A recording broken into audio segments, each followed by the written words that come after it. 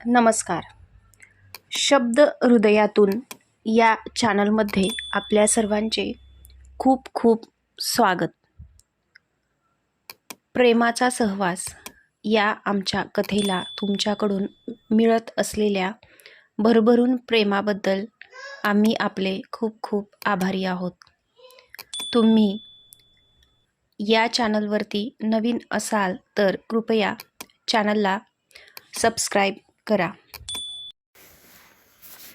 Mr. Patwardhan, from your presentation, it is clear that you are the leader in Indian business world. Congratulations again.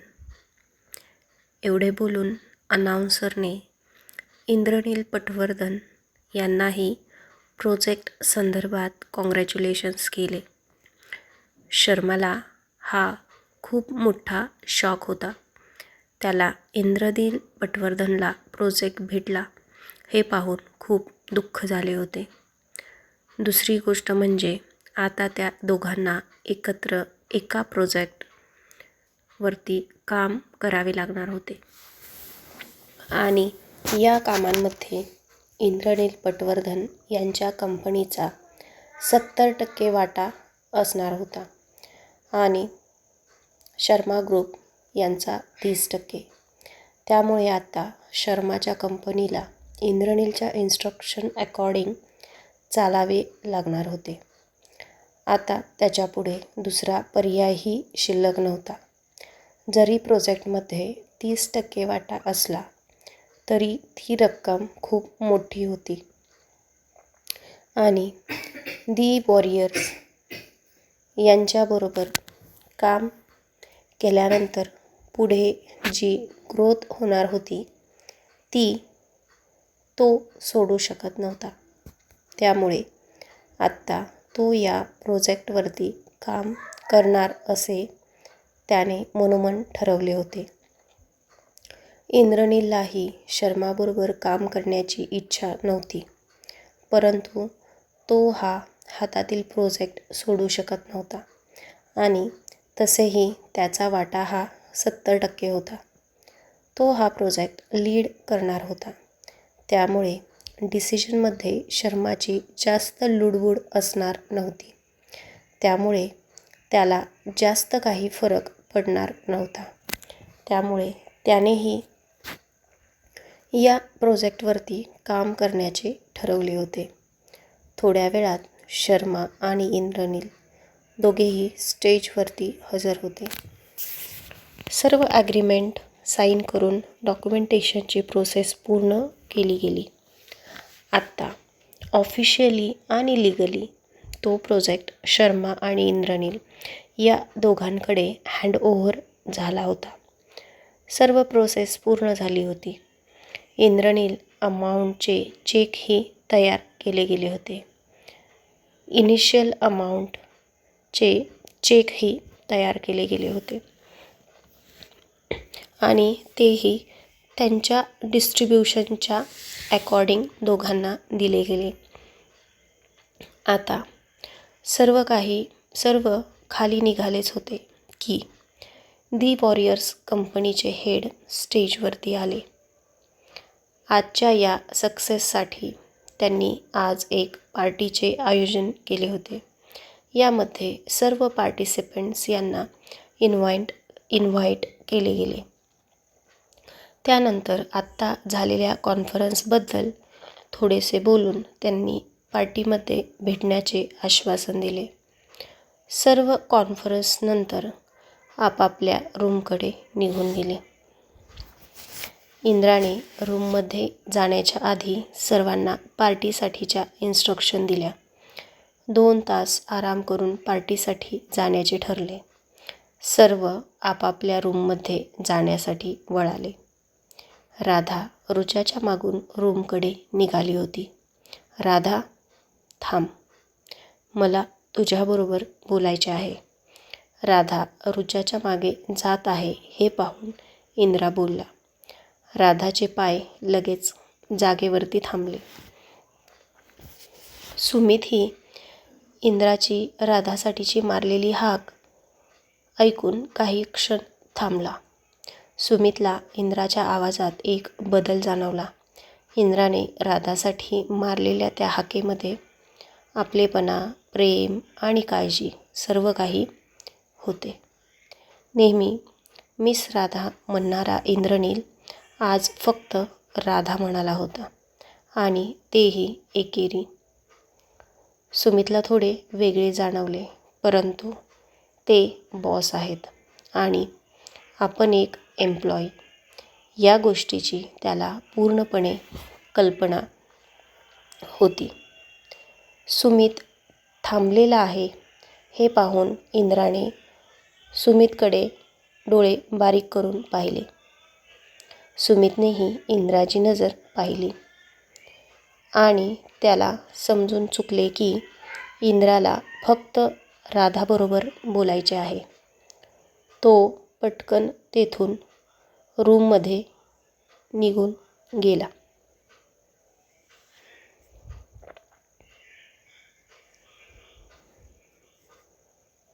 Sumit तेथून निघून जाताच इंद्रा राधासमोर येऊन उभा राहिला.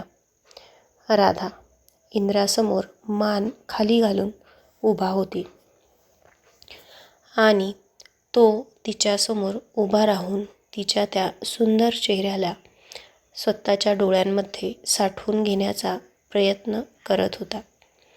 आज तिला कितीही बघितले तरी त्याचे मन भरत नव्हते.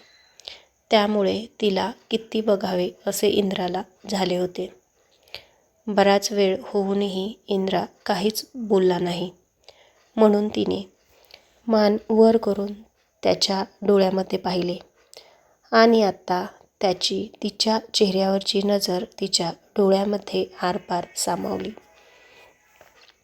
क्षणभर तिची नजरही त्याच्या नजरेत बंद झाली.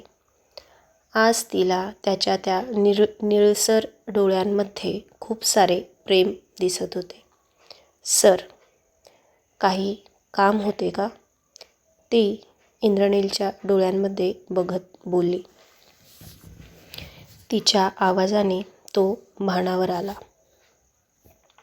का? बायकोबरोबर बोलण्यासाठी फक्त काम असावे लागते का? तोही पक्का खिलाडी होता.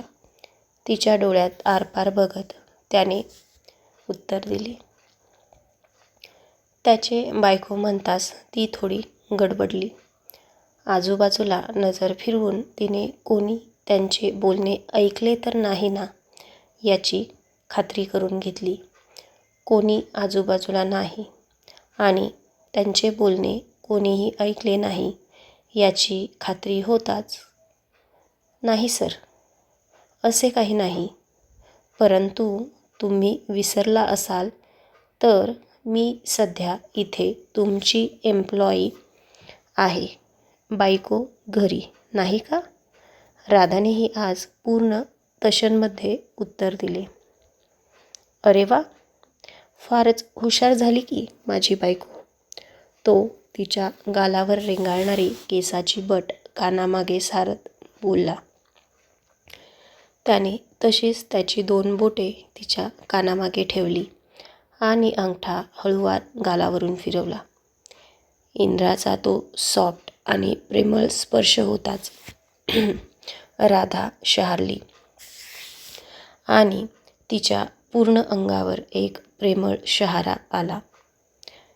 त्याच्या त्या स्पर्शाने तिचे हृदयही धडधड करू लागले होते. आज पहिल्यांदाच ती एक वेगळी भावना अनुभवत होती. तो स्पर्श, त्याचा प्रेमळ सहवास, त्याचा आजूबाजूला असलेला वावर तिला हवाहवासा वाटू लागला होता. तिच्या चेहऱ्यावर होणारे बदल आणि तिचे हावभाव तो अगदी बारकाईने टिपत होता. तीही आता हळूहळू त्याच्या प्रेमात पडू लागली होती. त्याने स्वतःच्या भावना कंट्रोल करून हात तिच्या चेहऱ्यावरून बाजूला केला. राधा, तू आज खूप चांगले प्रेझेंटेशन दिले. कंपनीचा मालक म्हणून याचे मूल्य तुला नक्कीच मिळेल. तोही कंपनीचा मालक या शब्दावर जोर देत बोलला. त्याच्या बोलण्यावर फक्त एक स्माईल तिने दिली. ओके, जा, थोडा वेळ आराम कर आणि संध्याकाळी पार्टीसाठी लवकर ये. मी तुझी वाट पाहत आहे. ते सध्या पब्लिक स्पेसमध्ये उभा आहेत याचे भान ठेवत तो नाइलाजाने राधाला बोलला. त्याने जा म्हणताच ती पटकन रूममध्ये गेली. रूममध्ये जाऊन तिने स्वतःला बेडवरती झोकून दिले. आज तिलाही खूप आनंद झाला होता. तिच्या कष्टांना फळ भेटल्यासारखे तिला आता वाटू लागले होते आणि या प्रेझेंटेशनमुळे तिची कॉन्फिडन्स लेवलही आत्ता वाढली होती. याच गोष्टींचा विचार करत तिने डोळे बंद केले. डोळे बंद होताच थोड्या वेळापूर्वी इंद्राच्या डोळ्यातील दिसलेल्या भावना तिला आठवल्या. तो खरंच तिच्यावरती किती प्रेम करत आहे हे तिला त्याच्या डोळ्यात स्पष्ट दिसले होते. आता तिची खात्री झाली होती की हा तोच आहे ज्याच्याबरोबर तिला तिचे आयुष्य काढायचे आहे. त्याचबरोबर त्याच्याबद्दल तिच्या मनात प्रेम आहे ही गोष्टही आता तिला प्रकर्षाने जाणवली होती आणि तोही तिला तिच्या आयुष्यामध्ये नेहमी तिच्याबरोबर असावा आणि हा प्रेमाचा सहवास आयुष्यभर लाभावा हीच अपेक्षा आता तिलाही होती. इंद्रनीलसारखा निस्वार्थी प्रेम करणारा व्यक्ती तिच्या आयुष्यात आला होता. त्याचे तिच्याप्रती असणारे प्रेम तिला सुखावून गेले होते. कितीही कष्ट दुःख आले तरी तो तिची साथ कधीच सोडणार नाही या गोष्टीची तिला आता पूर्णपणे खात्री पटली होती. ती डोळे बंद करूनच स्माईल करत या सर्व गोष्टींचा विचार करत होती. ऋचा, जी एवढा वेळ तिच्या बाजूला कमरेवर हात ठेवून तिच्या चेहऱ्यावरचे एक्सप्रेशन बघत होती, तिने हळूच तिच्या डोक्यात टपली मारली. लाजून झाले असेल तर चेंज कर आणि फ्रेश होऊन ये. 2 तासानंतर आपल्याला पार्टीत तयारी करून पोहोचायचे आहे, असे म्हणून ती बॅगमध्ये पार्टीमध्ये घालण्यासाठी कुठला ड्रेस सूट होईल ते बघू लागली. हॉटेलच्या ओपन ऑडिटोरियममध्ये पार्टी अरेंज केलेली होती. ते भव्य ओपन ऑडिटोरियम लाईटच्या प्रकाशात झगमगत होते. सगळीकडे रंगीबेरंगी आकर्षक लाईटिंग केलेली दिसत होती.